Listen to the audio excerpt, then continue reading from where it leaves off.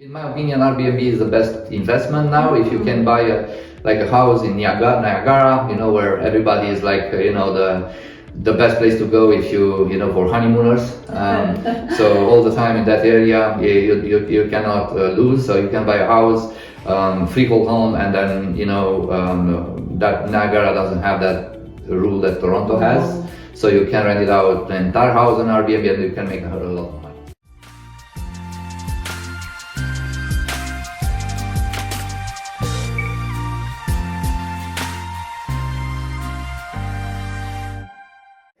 So what do you recommend for somebody's maybe interested to buy or sell? It's a buyer actually market right now? Yeah, it's a buyer market. So for the people that want to upsize, like to go up to buy a bigger home, I think it's still a good time to buy because the prices for bigger homes, they drop significantly more. So let's just think about the percentage. Let's assume it's the same percentage. Let's say they went down, let's say 20%. Okay, for a $2 million home, it's 1.6 million. Okay, so it's 400,000. For a 700,000 home, 20% probably is how much? 140. So if you buy a bigger home, then if you subtract 400 minus 140, it's 260. So you still get a 260K advantage. Okay.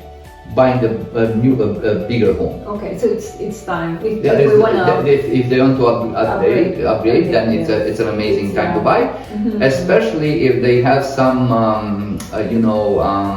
some money in their account. So for example, let's say they have a 700,000 home and they already have 600,000, they've already paid the mortgage. Okay, so they will have a large amount of money put it against the new house. Yeah. So then the mortgage will be lower, and then they can sign for, let's say, a 5 years fix. Now we can go 4.9, 5 point something, 5.6, 5 point, depending on the bank, on their credit history.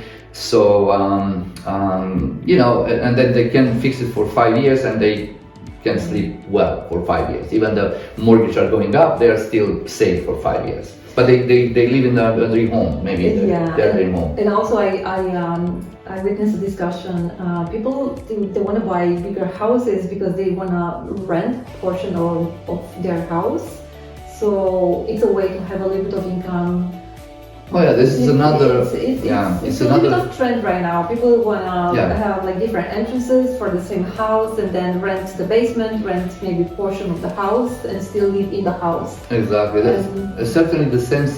Some cities, including Toronto, they are allowed to do the Airbnb, for example, or Airbnb for an owner who lives in the house. You have to live in the house. I know in Toronto, I'm not so sure about the other cities, but I know Toronto, you can. You can. You cannot. In other cities, Markham, Vaughan, you have to double check first, and because some of them they are allowed to do an Airbnb with owner non-occupied, but Toronto is owner occupied for sure. Even the houses or just the apartments? Even the house and the apartment doesn't matter. So let's say if you want to, but the apartments it's another. No, the houses for sure. The apartments is just if the corporation, if the status certificate, they are allowed to do so. So there are some high-rise buildings in downtown Toronto. I remember 10, 12 Yonge Street, and that area, 14 Yonge Street.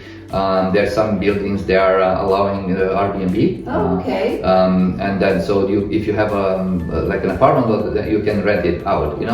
The pro is that you can do that. It's amazing. You can make some money, but overall, because it's high turnover, all the time, the guys are coming back and forth. The common spaces there. They look much, more. They have more wear and tear than a normal condo. So let's put it like that. Yeah. And then they're not so much attractive.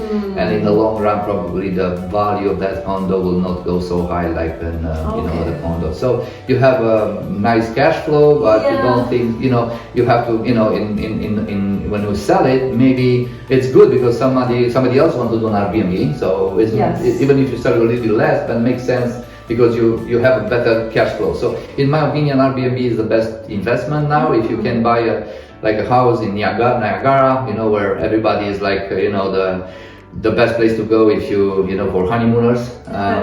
So all the time in that area, you cannot lose. So you can buy a house, freehold home, and then that Niagara doesn't have that rule that Toronto has. So you can rent it out, the entire house on Airbnb, and you can make a lot of money.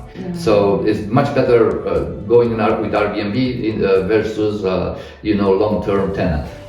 Yes, I know. When we had, I think last year, we had a discussion about the long-term tenants here in Ontario. It's a little bit tricky. Yes. And I think we can actually come back in the future with the same subject. About this actually. Yeah, because we want to caution people. It's very tempting to buy and then rent out for long term, but people need to know what are the risks there. So.